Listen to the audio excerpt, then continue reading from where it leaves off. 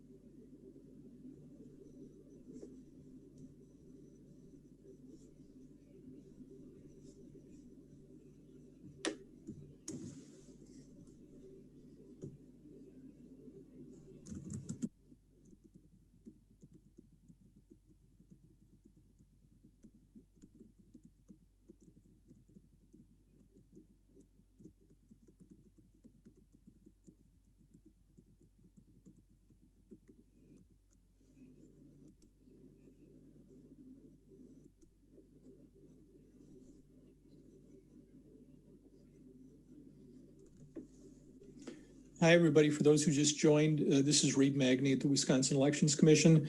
Meagan is finishing up another speaking engagement and will be with us shortly.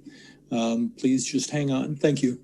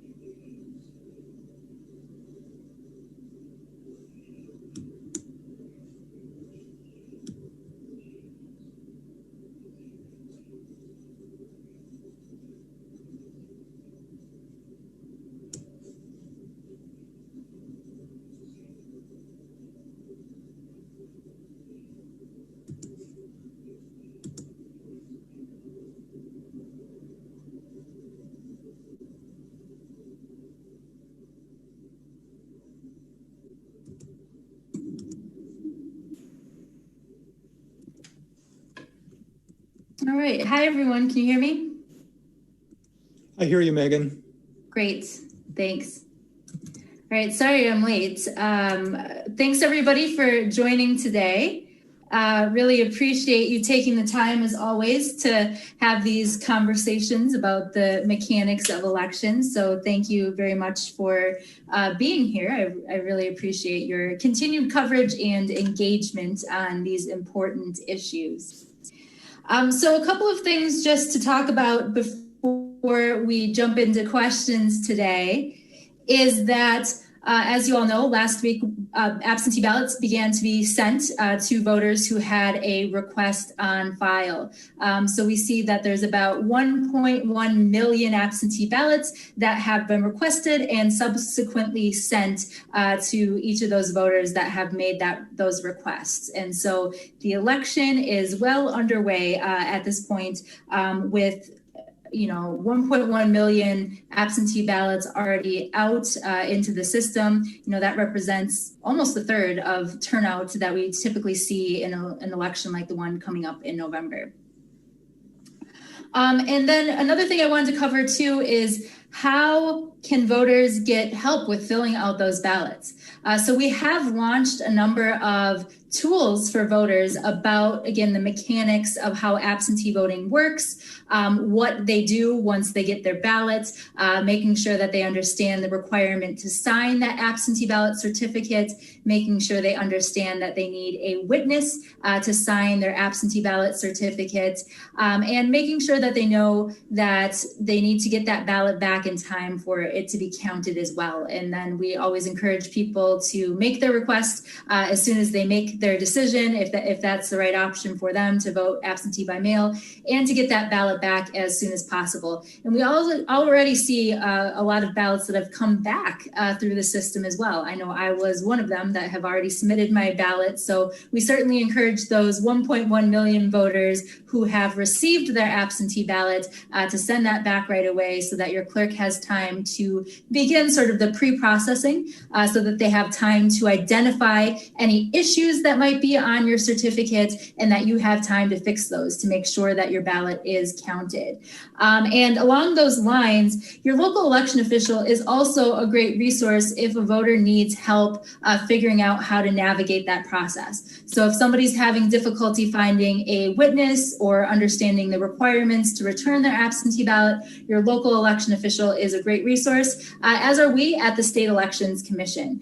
So we're answering questions from voters resulting from the mailing that went out on September 1st, which also includes any questions they might have about the witness requirements or about returning their absentee ballot. So we're glad to help guide people through that process. But the myvote.wi.gov website remains the best resource, I think, for voters that are comfortable with technology to get all their questions answered about absentee voting and about how the process works and about what their options are as well. So we encourage people to visit that site. And there are some new improvements to the MyVote site, including a button for tracking your absentee ballot. So this is a feature that has been available, but many voters didn't know it was part of the vote absentee option on the homepage. So we now have a separate option that says track your absentee. Voters can go there, track their absentee ballot. They'll also see if there's some kind of deficiency with their returned absentee. So in most communities, the clerks will track that information in real time. And if the clerk does, we're able to display that in real time for the voter. So if the voter, let's say, submitted an absentee ballot request, but they didn't send the right photo ID, let's say they sent a selfie instead of a photo ID, the clerk can mark that deficiency and we can display that on the MyVote site. The same with things like a missing witness requirement. So let's say a voter sends back their ballot, but they forgot to have their witness sign it. The clerk can let them know about that, and we can display that on MyVote as well for the voter to see that there's a problem and that they need to contact their local clerk to learn what they need to do in order to fix that problem as well. And in many communities, again, they'll be able to help voters navigate that process if they're having trouble finding a witness or other requirements, or they can give us a call as well. Absentee voting security. So, I know we've had conversations about this process before, and many of you are probably well versed in it. But the state of Wisconsin, we're a request-based system. So before an absentee ballot can be sent to a voter, they have to first submit an absentee ballot request. And the law says that with that first request, a voter has to also submit their photo ID, and they have to submit a photo ID if their name or their address changes as well, and they re-register. But those are the first steps in the process before a clerk can issue a ballot. They have to make sure that the voter is a lawfully registered voter. They have to make sure that the voter has provided the correct information with their absentee request and their photo ID, and then they're able to send out that ballot. We also have a really powerful statewide voter registration database. So we have a very large statewide database that tracks all of the absentee ballot activity, all the registration activity at both the local and the state level. So we're able to compare records. We're able to make sure that things get merged in real time in terms of a voter's name or address changes, or they re-register in another jurisdiction. All these things mean that we're able to keep tabs on every single ballot that's issued statewide to again ensure that only lawfully registered voters receive a ballot and that only one ballot can ever be counted per registered voter. Another thing that we're able to do is push that information through to the poll book on election day. So all of that information regarding absentee voting is also displayed on the poll book, so that voters are only able to interact with that process as allowed under law on election day as well. If a voter does return their absentee ballot, they're not going to be able to get a ballot or cast a ballot at the polls on election day. And so that's also something that's powered by that statewide voter registration database to make sure that we have that information. A quick reminder that voter registration, we have same day registration here in Wisconsin. Voters can register at the polls on election day, but it's always a good idea to do that before the election. So as I'm sure we'll talk about, there is a court decision that's currently stayed that does extend the time period for online voter registration. However, typically under state law, the deadline to register to vote online or by mail is 20 days before the election. And so we do encourage people that need to update their name, update their address to do that, to visit My Vote, make sure your registration is up to date. And if it isn't, and if you do have a current and valid state of Wisconsin driver license or ID card, you're going to be able to get registered to vote online. Otherwise, you can still register to vote online, but you will need to mail in that application along with a proof of residence if you can't make that match with the DMV. Or, of course, you can register at the polls on election day or with your municipal clerk in the 20 days before the election as well.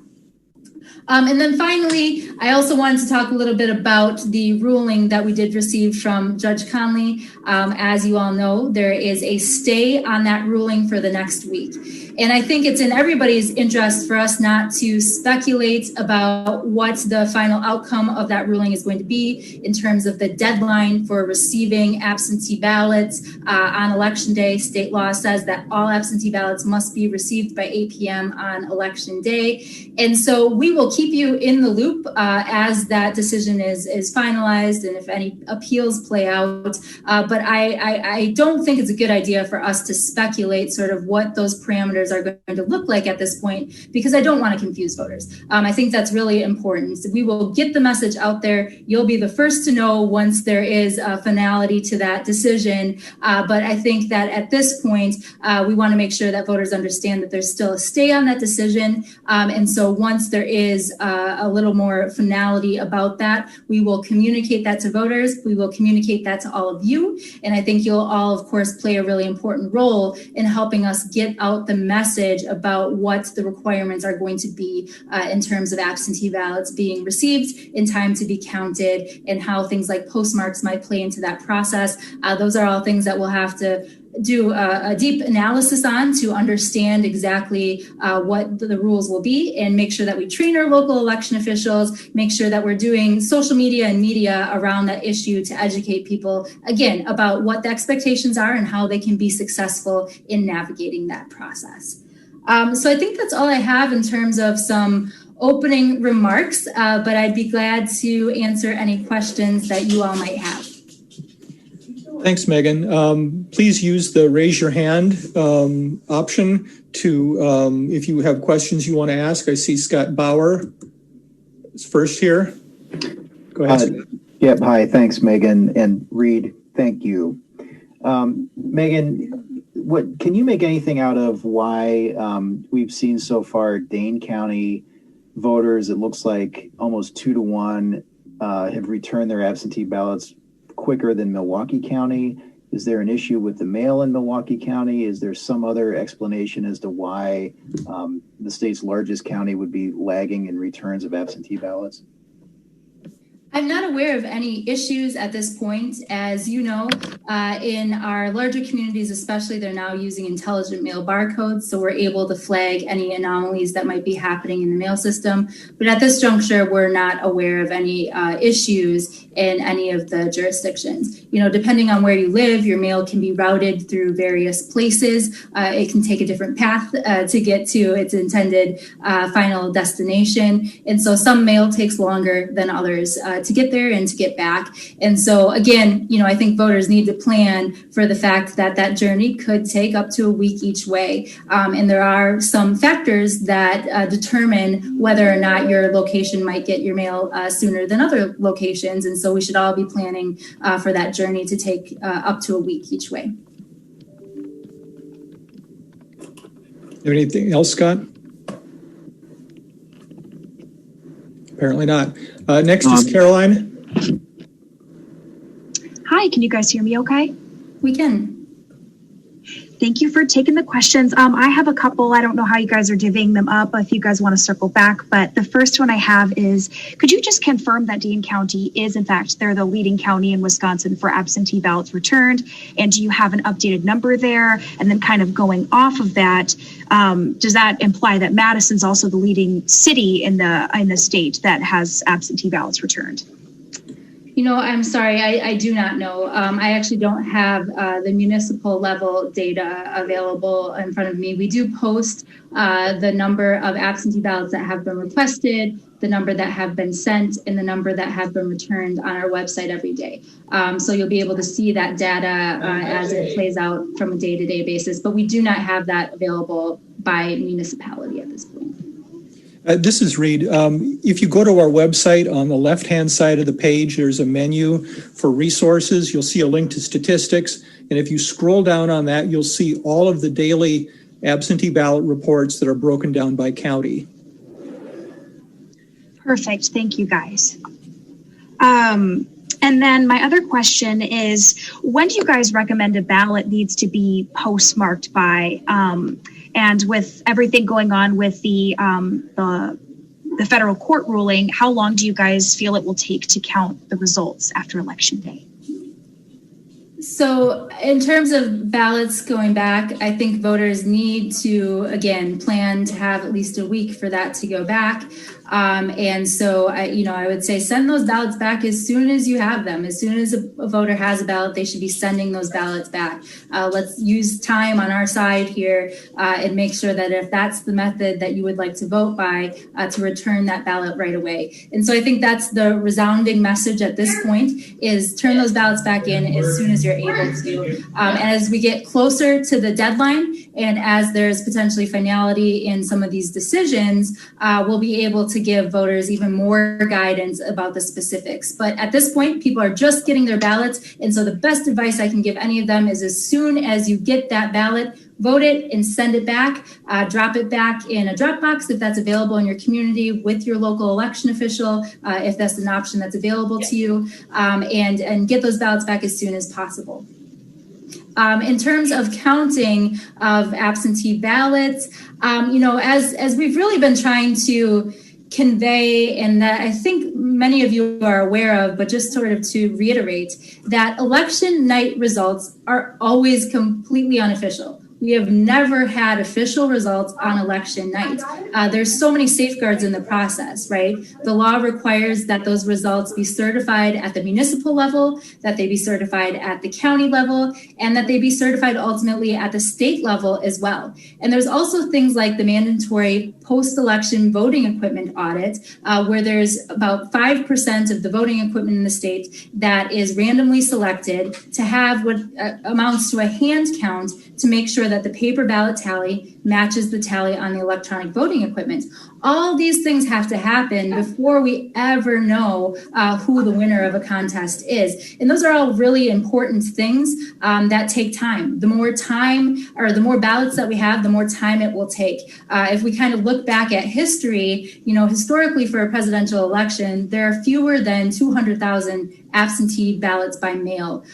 In this election, we've already issued 1.1 million. And so, of course, it's going to take longer to count millions of ballots than it will to count thousands of ballots. But I think that's important, right? Because that means that we're adhering to the same standards of accuracy, the same commitments to security, even though the volume that the clerks are facing is much greater. I know many of them are dedicating a lot more resources to processing absentees to make sure that they are able to keep pace with the volume and they're able to process those as soon as possible.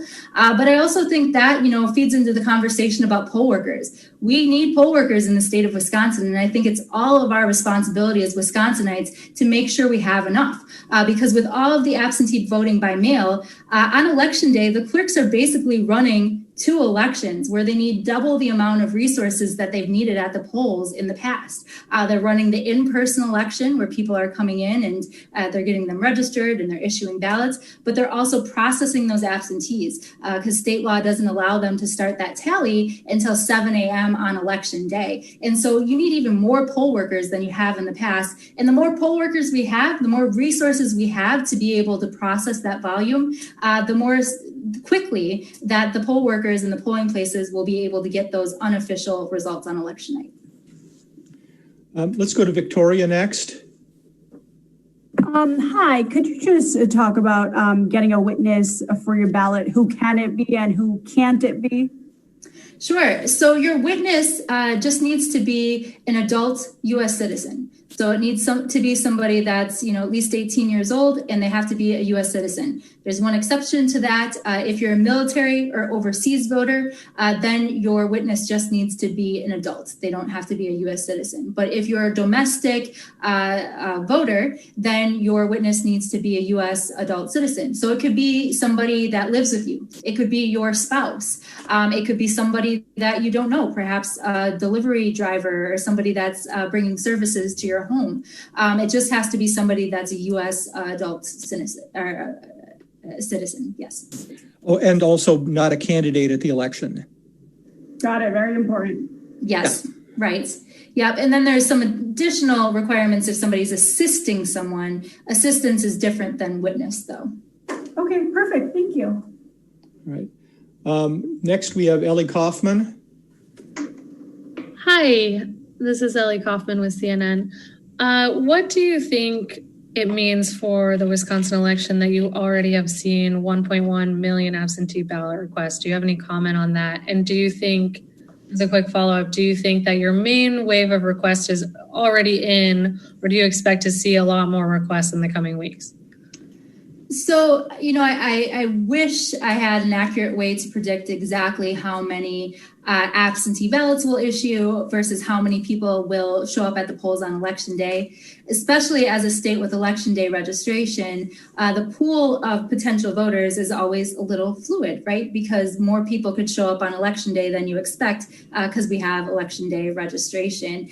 In terms of absentees, I think a lot of those requests were calendar year requests that people had put in earlier this year.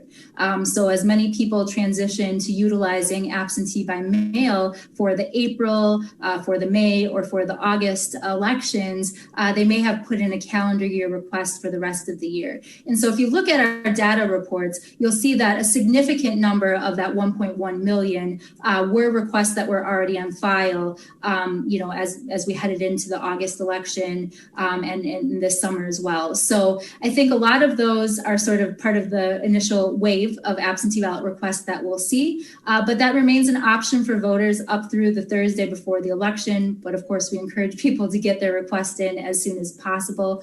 We also sent out a mailing on September 1st, reminding voters about their 3 options to cast a ballot, including absentee by mail. And we also saw an increase in the number of requests that came in after that mailer went out as well. But we'll see. We'll see what voter behavior dictates in the next month or so here.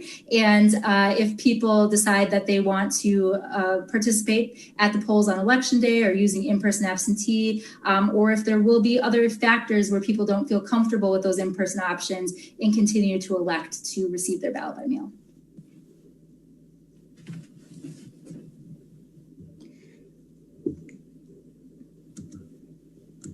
Ellie, did you have another question? No, that's it. Thank you. Okay. Thanks. Next is somebody from WLUK. Hi there, this is Katrina Nickel. Thank you for your time today, you guys. So I guess I have 2 questions.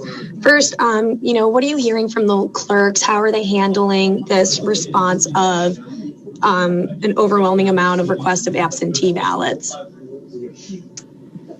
Well, I think at this juncture, the clerks are sending out the ballots, and they're also trying to work to get the resources that they need to process them on election day.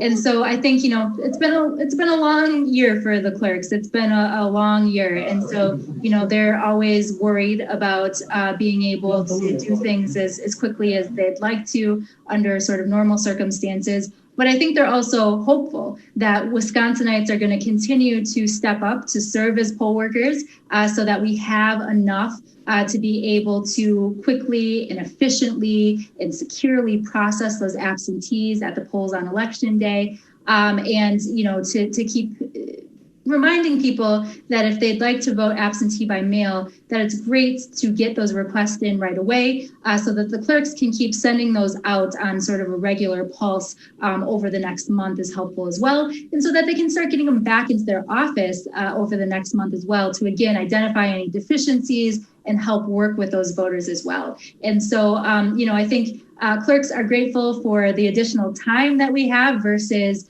in April, where all of this sort of behavior changed in the middle of an active election. This time we're able to help work with voters to help prepare us. And we can also continue to recruit for the resources, the people resources that we need as we head into November. Did you have a second one? Actually, no, that sums it all up for me. Thank you so much. Thanks. Next one, the name is Coedsma, Coedsma. Yeah, Chuck Oatsma from WKBT. I don't know how many polling places don't have machines. Are they getting anything to help them if they have to still count everything by hand? And are you encouraging those places that have machines to get more to count all the absentee ballots, being as you can only count on election day? Right. Yeah. So making decisions like how many polling places to have, how many poll workers, for the most part, how many machines, there are some minimums set in statute about those things, but for the most part, it is a municipal decision. And I know a lot of our jurisdictions have been exploring getting more equipment or have been successful already in getting more equipment, but there still are quite a few of our small jurisdictions that actually do hand count ballots. And in those jurisdictions, again, I think one of the benefits of our municipal-based system is that we've got 1,850 local election officials. So for over 1,200 of our jurisdictions, these are really small towns with a small manageable pool of those absentee ballots. So even if they have sort of the minimum number of poll workers in those jurisdictions, there's still enough resources to be able to count those in pretty short order. In our larger jurisdictions, you're right. A lot of them have been exploring getting additional equipment, and I know a lot of them have procured that additional equipment to help them with this process. But a lot of it is manual labor too. It's opening envelopes. A lot of people don't know that absentee ballots are counted at your polling place on election day. So that means each absentee ballot has to be assigned a voter number. The name and address of the voter has to be stated, just like if you were there signing the poll book. And so the certificate has to be analyzed to make sure all the elements are there. And so it takes a lot of time to process those ballots. And so as much as the tabulation equipment is important, I would say that people are equally important to the process of a quick and effective, accurate tally at the election. Anything else, Chuck? No, thank you. Hey, hi, Chuck. Hi. We used to work together a long time ago. A long time ago. Thanks, Chuck. Next, we have Savannah.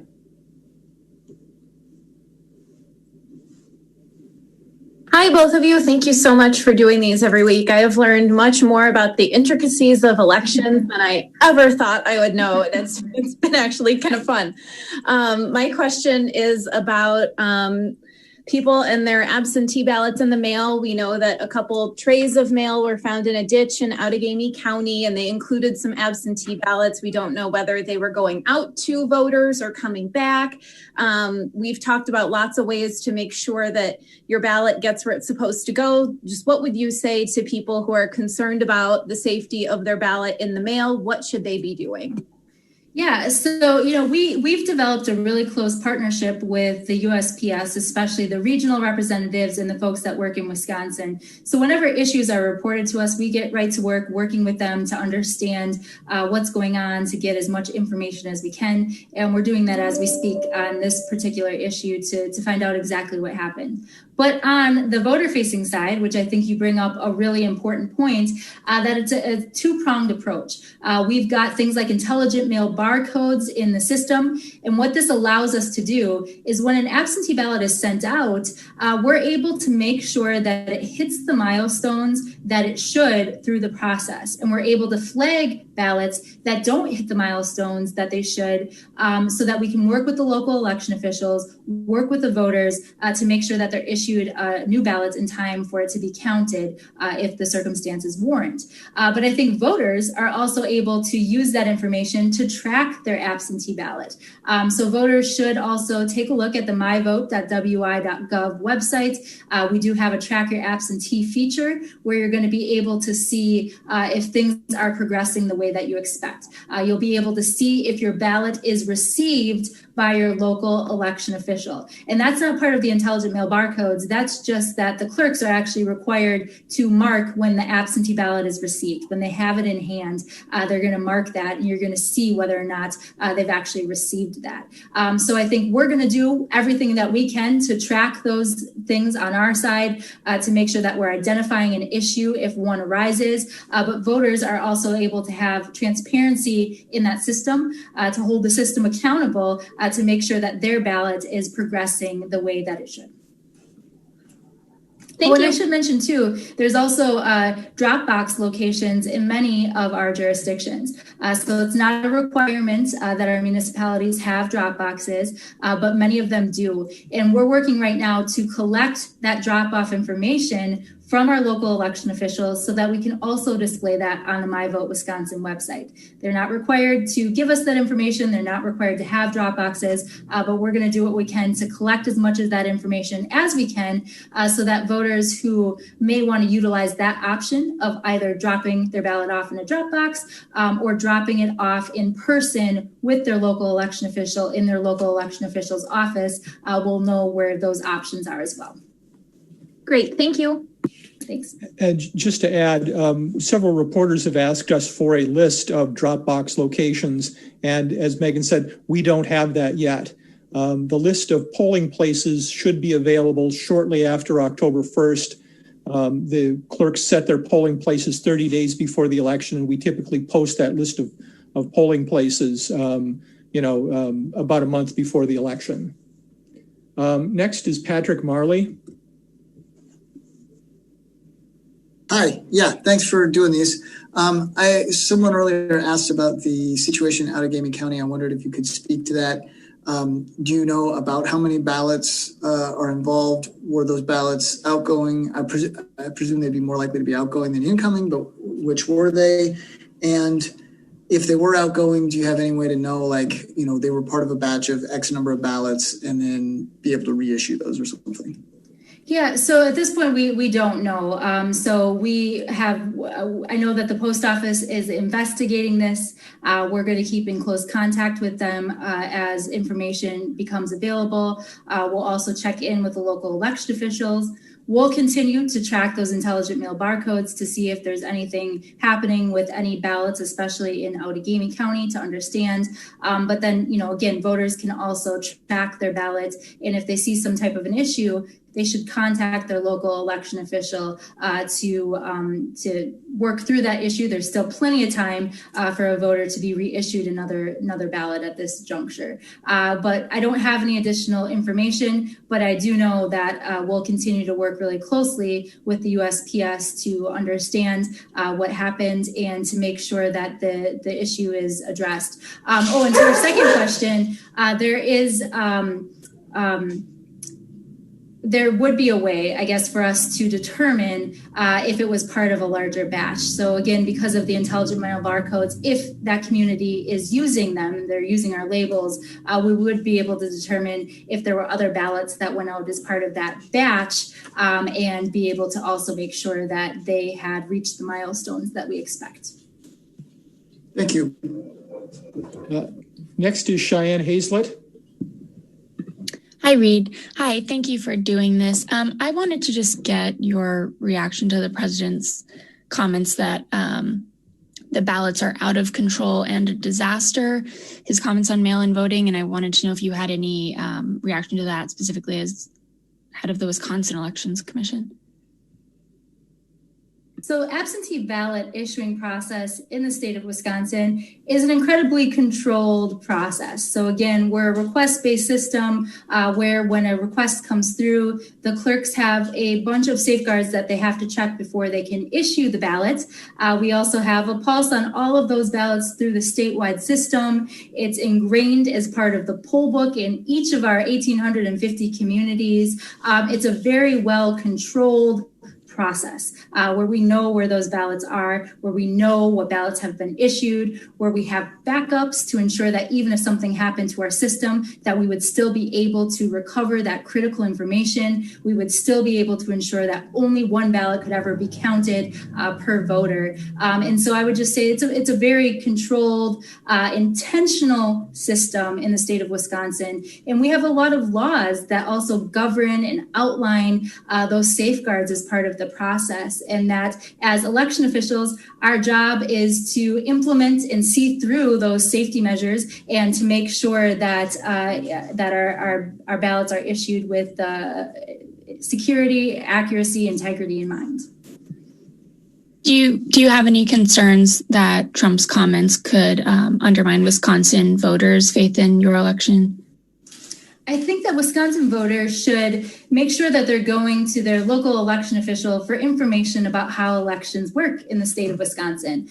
So each state operates elections very differently. And I think that there can be a lot of confusion over the requirements or how the system works here in the state of Wisconsin compared to maybe other places. And we're always glad to have those conversations. I always like to say everything in elections happens in the open. It's transparent. Elections don't happen in the dark. They don't happen behind closed doors. Every aspect of the process is a publicly observable process where people can come watch those absentees be processed. They can come be a part of observing that canvassing process when they reconcile any issues. All of that is publicly observable and available for people to come watch and to come learn about the process and exactly how it works. Thank you. So I have a question from the chat. How important are Dropboxes in rural Wisconsin counties like the North Woods? Yeah, I think that's probably a good question. So, just like polling places, drop boxes are specific to your community. And so if you're in a really tiny community, your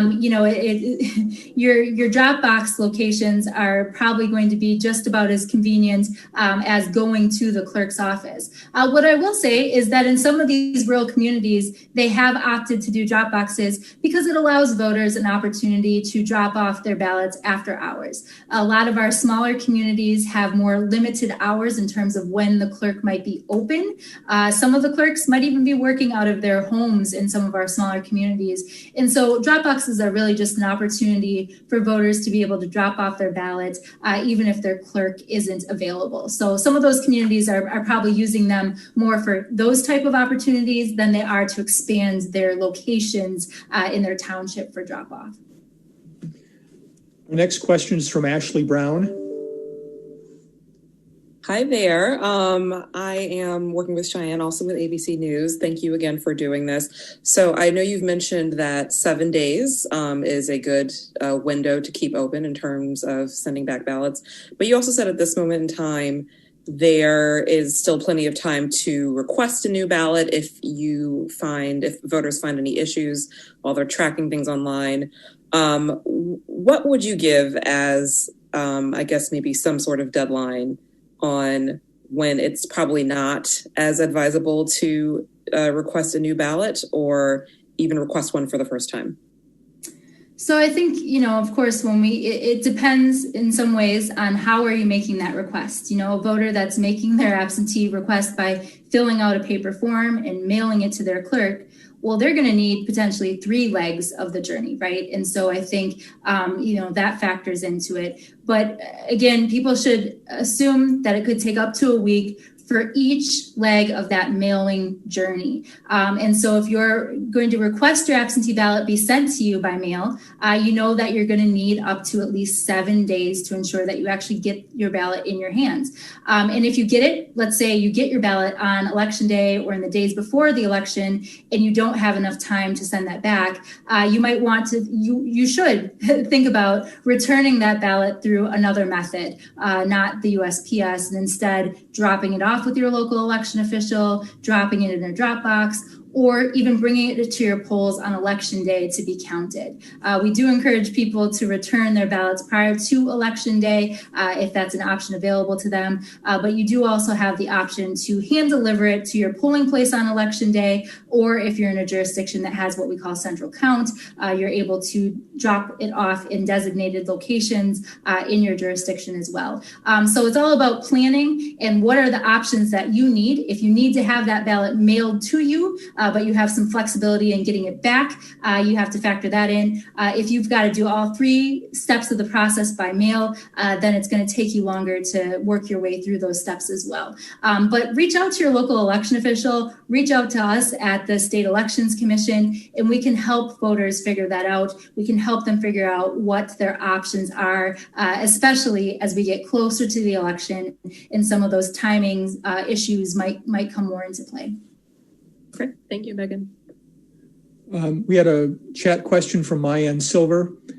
What do you think about the private funds, $6 million from the Center for Technology and Civic Life being granted to Wisconsin's 5 biggest cities in order to supplement their election budgets?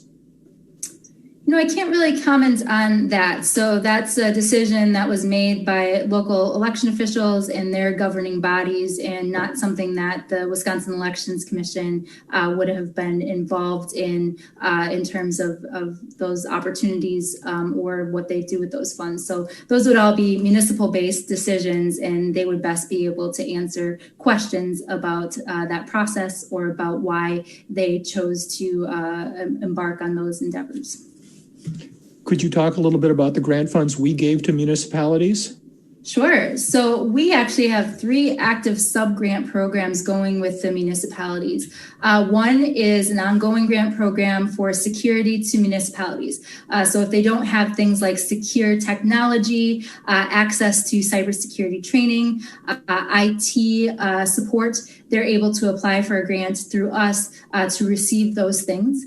Another is a security grant to our counties to ensure that they have some of those bigger cybersecurity things that you need at the county level to monitor traffic and make sure that all of the things that they do are protected as well. And then the third, and probably most relevant to November, is the CARES Act subgrants to municipalities, where they were able to apply to us for grant funds that they can use to offset any of their COVID-related expenses.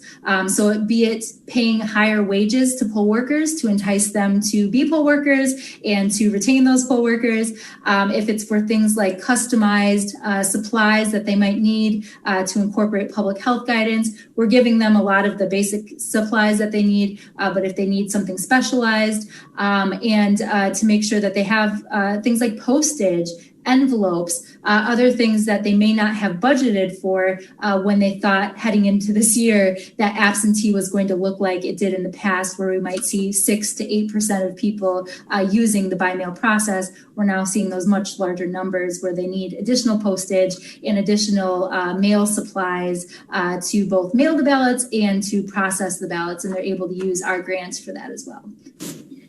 I'm still not seeing any other questions, so can you talk a little bit about the PPE and the budget for PPE for municipalities? I can. So we've been working throughout this year with our State Emergency Operations Center and with our local municipal and county election officials to make sure that they have the supplies that they need to operate elections. And so prior to the April election, we saw some extreme shortages in the supply chain, and we're able to procure those things on the behalf of the municipalities and get them those basic supplies that they needed. We did the same for August and November. We put out a survey to make sure that they knew what the current public health guidance was and that they had enough supplies to implement that public health guidance. And then we were able to get them the supplies that they needed. And we actually sent out all the supplies for both the August and the November election at the end of July. So they already have those in hand. And right now we're continuing to field any additional requests that they might have. Let's say there's something new that they need, or if public health guidance changes, we can continue to supplement those things. But we're finding it's really successful to have those supplies already in hand. It helps them to recruit and maintain poll workers.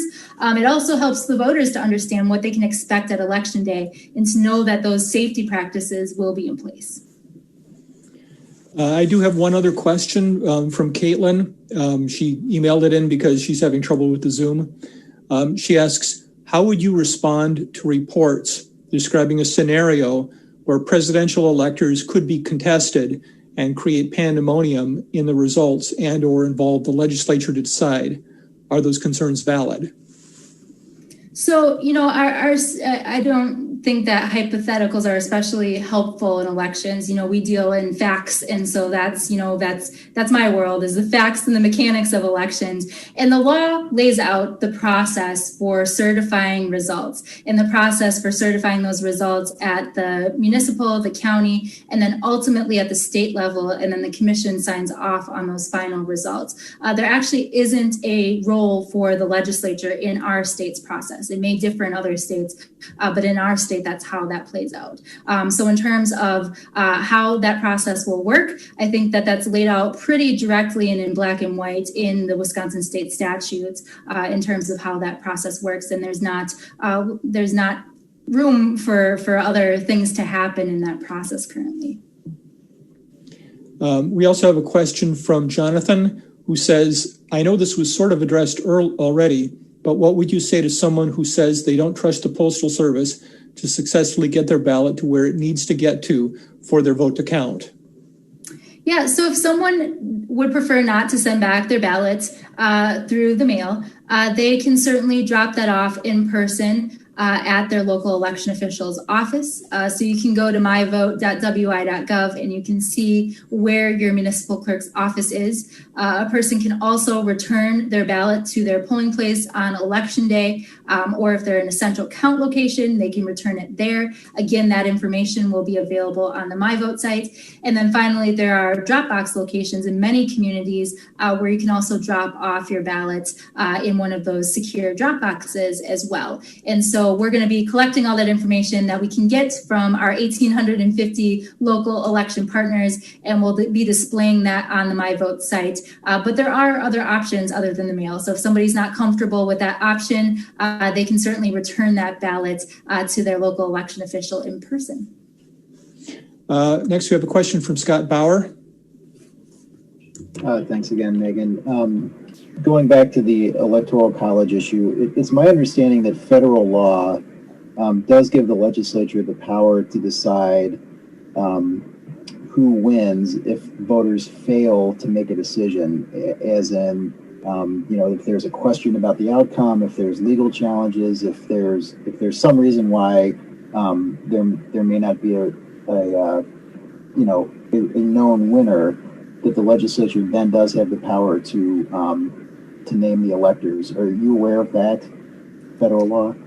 That is not something that we've really analyzed at this juncture, but certainly something we can dig into to understand a little bit more. But no, that is not something that at this point the commission or the staff has done a lot of analysis on. All right. Anybody else have a question? We've got about 10 more minutes. Raise your hand.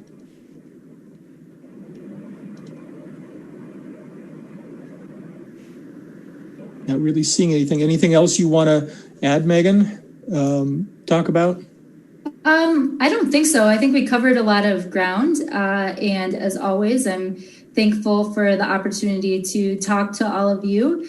And if there's ongoing questions, you know where to find us, and we'll be back next week, and hopefully we'll have some additional information to share as well about things like the deadline for receiving absentee ballots.